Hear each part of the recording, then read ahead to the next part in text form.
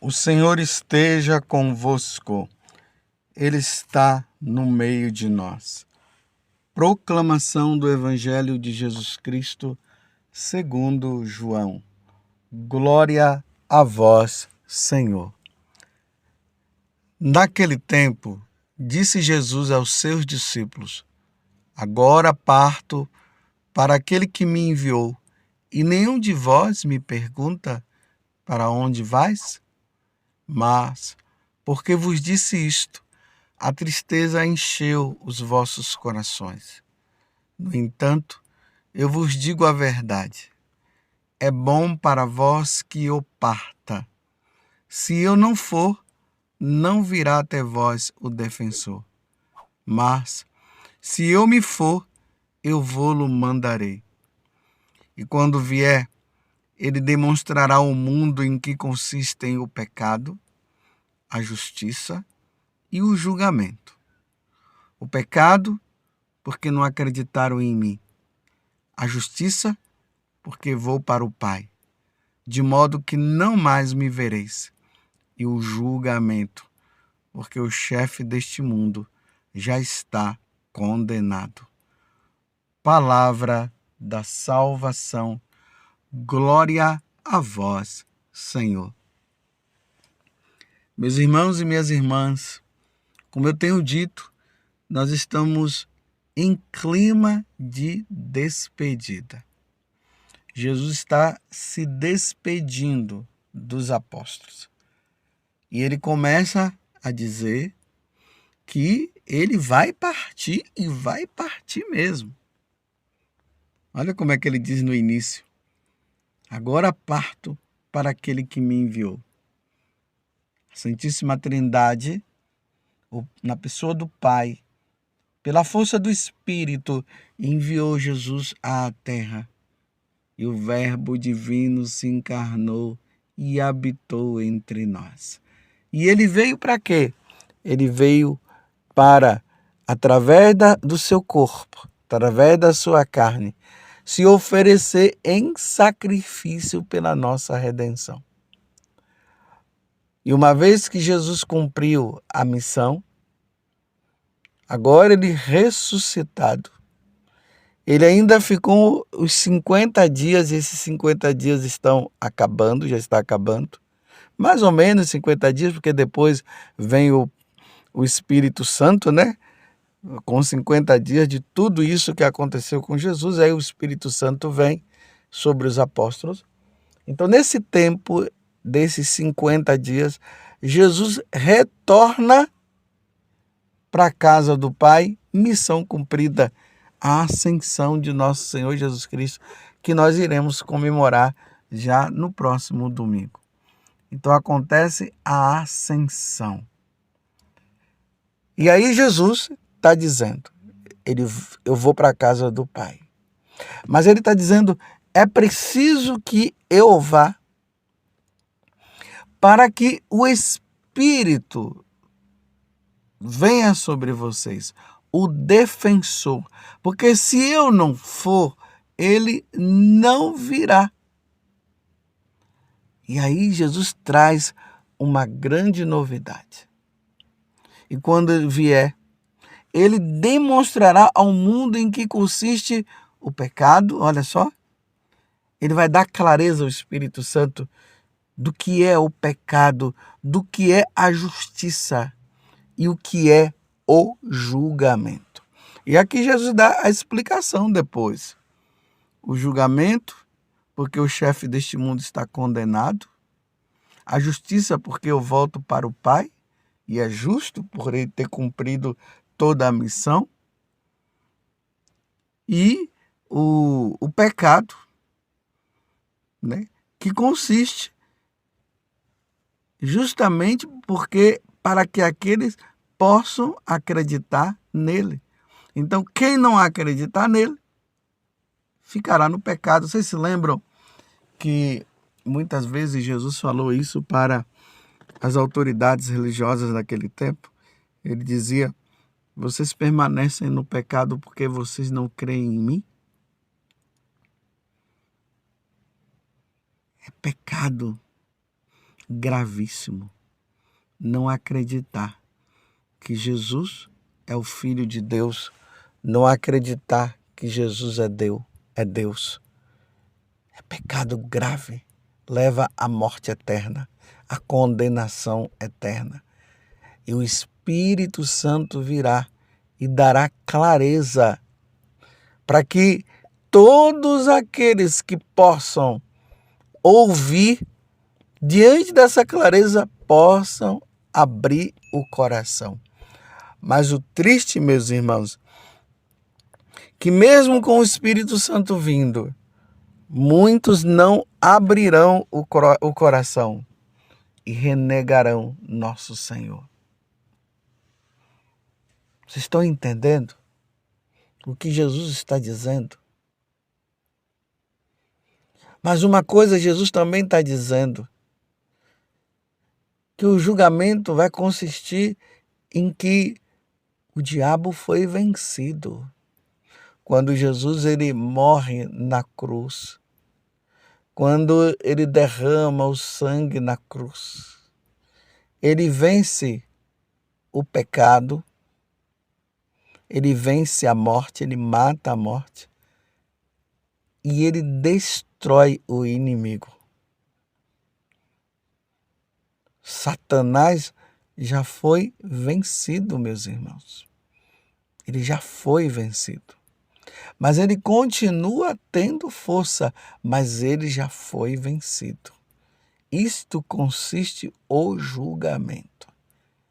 E aqueles que não aderirem a Jesus serão julgados severamente. Porque o pecado vai consistir nisso aqui também. E como vocês têm visto recentemente, como o demônio ele tem tido uma certa força. E lá no livro do Apocalipse disse que ele, sabendo que pouco tempo resta para ele está fazendo de tudo para destruir os filhos de Deus, para destruir a Igreja Católica. Olha, há muitos anos atrás, eu jamais ouvi falar de um templo satânico, um templo satânico, de seguidores assim, declarados. A gente sabia assim, alguém falava, olha, tem pessoas aí que seguem um demônio, mas de forma tão declarada como nos tempos de hoje, não. E agora eles estão se declarando e estão levando pessoas, desde crianças levadas por seus pais, aos pais, jovens, pessoas idosas, e estão se consagrando ao demônio, entrando nas igrejas católicas porque eles creem na presença de Jesus na Eucaristia, então eles entram na fila, não para receber a comunhão, mas para pegar Jesus Eucarístico, para fazer as tais missas negras, profanando e causando sacrilégio com Jesus Eucarístico. Nem quero dizer para vocês, meus irmãos, porque nem é cabível falar uma coisa dessa, as coisas atrozes, as situações, as coisas que eles fazem lá, coisas macabras com nosso Senhor Jesus Cristo. Embora o diabo foi vencido,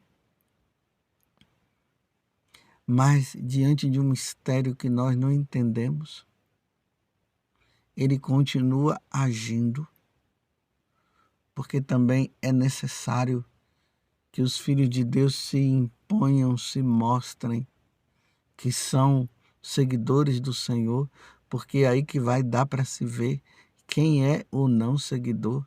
de nosso Senhor Jesus Cristo. Aí vai dar para se ver quem vai se salvar ou não.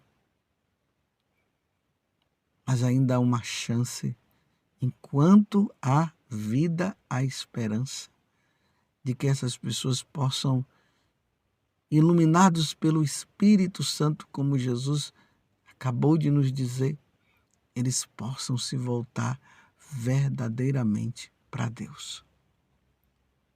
Tempos difíceis. Quando eu vejo isso, cada vez mais eu vou tendo certeza que nós estamos vivendo tempos difíceis. Mas é tempo de graça, porque de tudo Deus tira um bem. E o tempo de graça é Deus está dando oportunidade nesses últimos tempos para que aqueles que estão distante dele possam se converter, possam mudar de vida.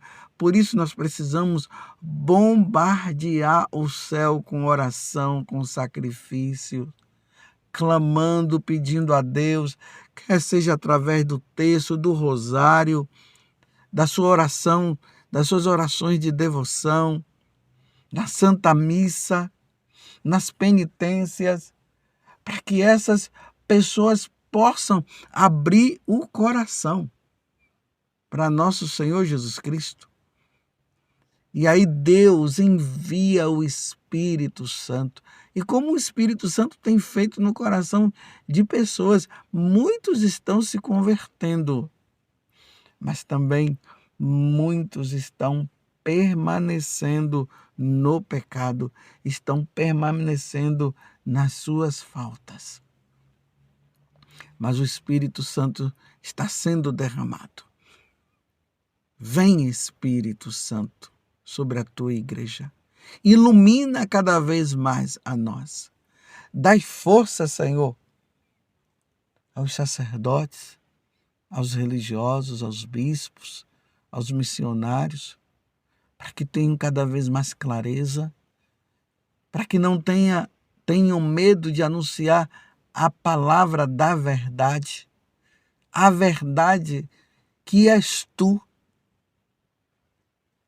para que as almas se salvem, para que as almas não se percam. Envia, Senhor, o Espírito defensor, para que tenhamos bastante, mas bastante clareza nesses tempos difíceis que nós estamos vivendo. Mas não é tempo de desanimarmos, não. É tempo de nós criarmos força. Lembremos, ali nos Atos dos Apóstolos, quando a igreja estava sendo perseguida, e lembremos que Pedro, João, Silas, eles foram presos, mas o anjo do Senhor os libertou, porque era necessário que eles continuassem pregando o evangelho. E vocês se lembram do que aconteceu? Quando Pedro chegou, a igreja estava reunida em oração, pedindo pela libertação dele. Aí quando Pedro chegou, aí a igreja se reuniu na pessoa dos apóstolos e daqueles primeiros cristãos. E eles disseram: Senhor, envia a força do alto, para que nós possamos pregar com toda intrepidez, sem medo. Aí diz que até os alicerces do lugar onde eles estavam se abalaram naquele momento. E eles pediram para que Deus desse força para eles poderem pregar e anunciar. Era assim, quanto mais eram perseguidos, mais eles anunciavam. Era assim. Eles não se sentiam intimidados, não. São Paulo vai dizer que Deus não nos deu um espírito de timidez, um espírito de medo, não. Não foi esse Espírito Santo, não.